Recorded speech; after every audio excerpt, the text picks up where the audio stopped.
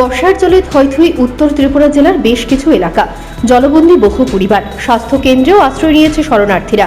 টানা 3 দিনের মুষলধারায় উত্তর ত্রিপুরা জেলার কদমতলা ব্লকাধীন কুর্তি গ্রাম পঞ্চায়েত জুড়ে জলে থইথই করছে। সোমবার সকাল থেকে টানা বৃষ্টিতে স্থানীয় গ্রাম পঞ্চায়েতের বিস্তীর্ণ অঞ্চল জলের তলায়। তার মধ্যে 1 নম্বর ওয়ার্ডের মানিকনগরের অবস্থা ভয়াবহ রূপ ধারণ করেছে।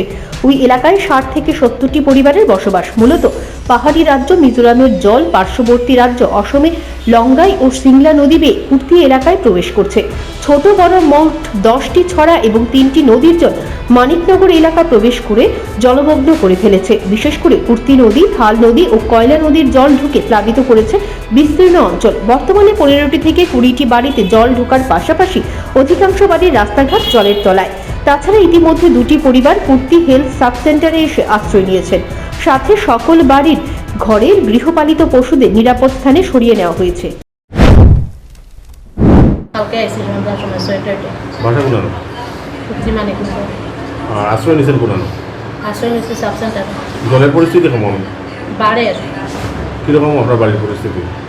বাড়ির পরিস্থিতি তো বেতালা ঘরে জল উঠছে কি? বড় জল উঠে গেছে ডুবাইছেন, জল ডুবাইছেন। ডুবাইছে। আপনারা কয় পরিবার এখানে আশ্রয় নিয়েছেন?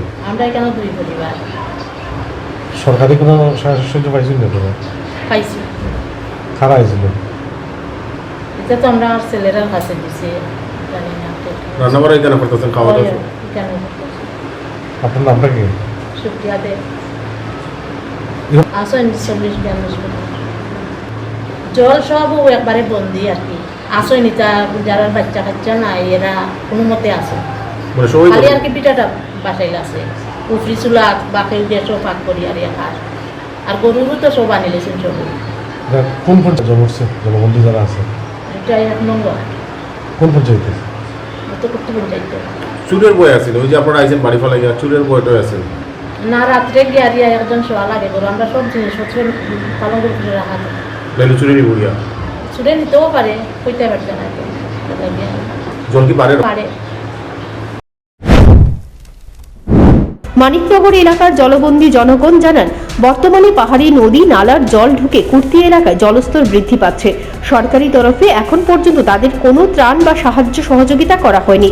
বর্তমানে তাদের পরিশ্রুত পানীয় জল, বিদ্যুৎ ও যাতায়াতের তীব্র সমস্যা হচ্ছে। তাদেরকে ত্রাণ সামগ্রী না দিয়ে অন্তত যাতায়াতের নৌকো ও বিদ্যুৎ পরিষেবা যেন দেওয়া হয়।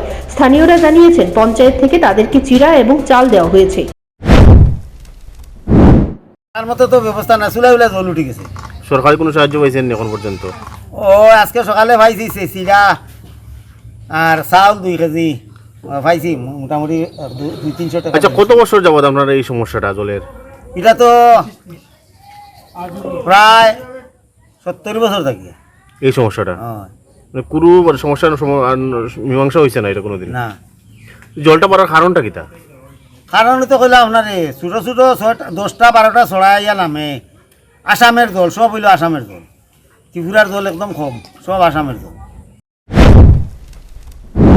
একদিকে অসমের বন্যার জল, অন্যদিকে উত্তর জেলায় যদি ভারী বর্ষণ চলতে থাকে তাহলে আগামী কয়েকদিনের মধ্যে এই জেলার পরিস্থিতি আরো ভয়ঙ্কর রূপ ধারণ করতে পারে। এই পরিস্থিতিতে মহকুমা ও জেলা প্রশাসনের আধিকারিকদের আরো সতর্ক হতে হবে। Bureau report, news prime Tripura.